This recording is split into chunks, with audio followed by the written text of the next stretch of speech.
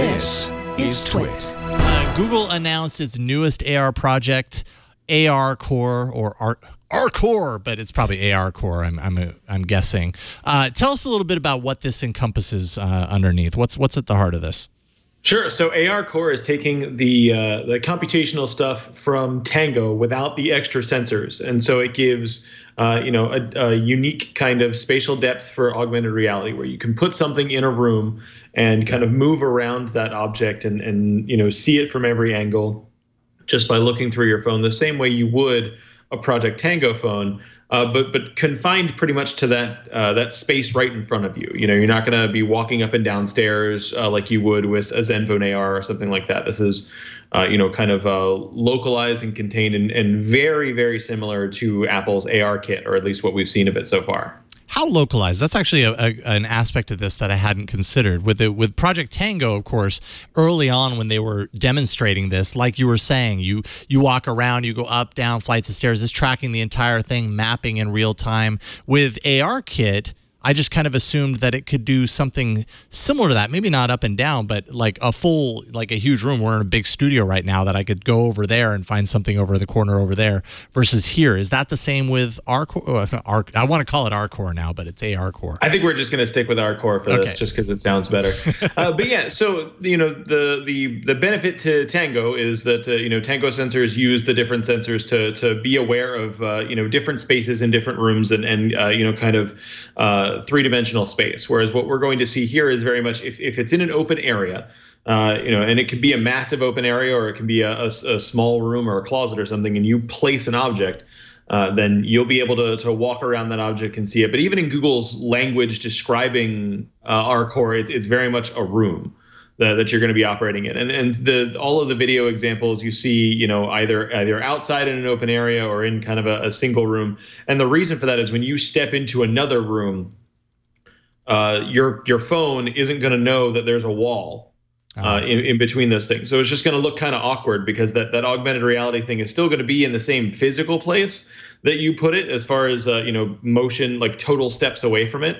But it's not going to know to not show that thing because there's a wall there. Whereas Tango would see the wall and say, okay, we don't show the augmented reality thing because there's a wall here. Got it. So what does this mean for Project Tango? I mean, will it still continue, or is this make it obsolete? I'm not sure about the connection between the two. Yeah, so Project Tango is really the kind of what comes next, and then that's kind of the weird thing about this, is that we've heard about Tango for so long because it's one of Google's many projects that they've done kind of in open development, but it's already been seen in places where ARCore would never work, like the International Space Station and museums and places like that, where operating in three-dimensional space is important, and so Google's going to continue working on that, because that really is the important next step for any form of augmented reality, is being aware of more than just the thing that's immediately in front of you. But very much like Apple's AR kit, this gets consumers excited about the things that they could maybe do with augmented reality. Because right now it's really hard to explain to someone what augmented reality is and why they should care about it. But if you give someone a phone and say, you can draw something in space here and walk around and see that thing, and it's yours, that you can then take a selfie with, that ends up being this really cool thing that they can they don't have to visualize in their mind. They can see it through the phone lens. Yeah, it's very interesting that this is all happening like right around the same time, right? Like we hear about ARCore, which feels a little bit like a reaction to ARKit, which is Apple's thing. And then Apple, of course, today just unleashed this kind of gallery of ARKit experiences. Have you seen some of the stuff there? And how do you think, like are these pretty much on par? It feels kind of like the AR wars are on now between the two big platforms. They have their horses in the race, and it's about to take off. How do you think this is going to play out as far as that's concerned? Honestly, they both seem really, really similar, and we're talking about the same basic limitations from each set of hardware. as far as what they can do with depth sensing and motion tracking and things like that. So it's difficult to say that one's going to be more capable than the other. I think where we're going to see degrees of difference, at least with the first wave of apps for both of these platforms, is what the hardware itself is capable of. As much as I love my Android phones for their low light sensors to be able to do this AR stuff in a dark room, I think we're going to see, iPhones with their more capable processors and GPUs able to show more virtual objects in a space than an Android phone would before starting having, kind of stuttering problems and maybe some performance issues. It's really speculative at this point. But I think that's an area that we may end up seeing a significant difference, as developers are kind of trying to figure out how far this can be pushed. And so when you're speculating about the hardware, are you thinking about like the next iPhone and the next Pixel, or the current iPhone and the current Pixel? Right now, I'm thinking about the current iPhone and the current Pixel. And it's knowing that there isn't another processor coming out for that Android phones are going to have. Qualcomm doesn't have a processor coming out that's going to be leaps and bounds better than whatever Apple is working on next for the processor and the next iPhone. Historically, they have been several degrees behind as far as overall performance, and there's no reason to suggest that that's going to change here as we move into October or November. But the big argument that Apple was making with ARKit was, now we're going to get AR into the hands of so many people, everyone with an iPhone. And this is then Google can say we are too. They promise like support for 100 million devices by this winter. So it's really just saying, like Jason said, it's the AR wars. Accessibility is definitely the thing that's going to make this popular. My immediate concern with both of these platforms is developers who are able to release, build things that are more than just a kind of a passing excitement. All of the demos that we've seen so far, they're really cool to see, kind of through this lens on the internet where they go, here's, 10 examples of cool things that can happen. But nothing that I've seen so far suggests that I'm going to want to use any more of these things for more than 30 or 40 seconds before I go back to doing the things that I'm already normally doing on my phone.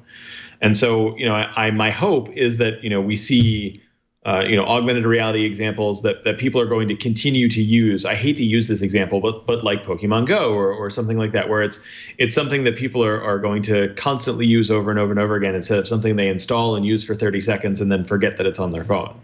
Yeah, that, what you said there resonates a lot with me. In my experience with the Zenfone AR, I did a review on New Screensavers last week. I'm going to do kind of a roundup of some of the Tango apps this week on New Screensavers.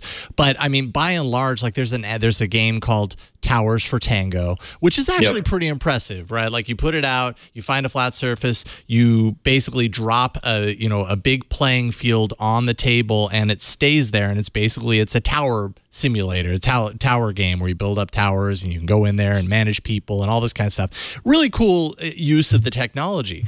However, at the same time, you get real tired of holding this thing out there and going up close and walking around it and everything like that. Like there's something really to be said for sitting back and relaxing and spending 2 hours just tapping at a screen versus holding this like weight out in front of you for long extended periods of time. Pokemon Go is probably a good example of people surviving in that use case for long periods of time. But I would have a hard time doing that in the majority of cases. It would be more like a one-off use case, and that makes me worry a little bit about AR.